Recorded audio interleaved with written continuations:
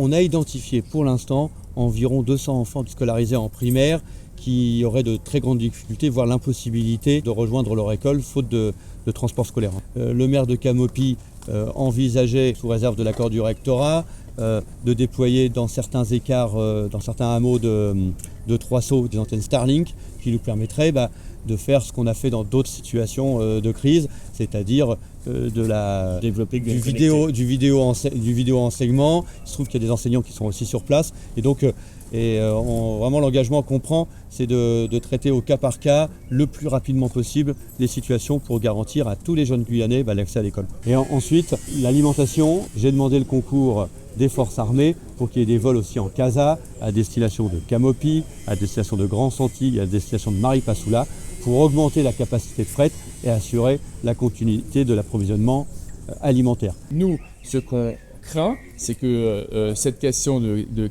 catastrophe naturelle, finalement, se transforme en crise humanitaire. On ne veut pas être alarmiste, mais on veut être prudent. Effectivement, il y a un ordre de priorité parce qu'il y a deux questions. Il y a des questions d'accès à l'eau, il y a la question du transport, il y a aussi la question de la salinité qui se pose aussi sur le littoral. Vous savez que c'est la question de la sécheresse. En réalité, contrairement à ce qu'on pourrait avoir l'impression, elle va toucher l'ensemble du territoire guyanais. Bon, effectivement, il y a des questions d'urgence.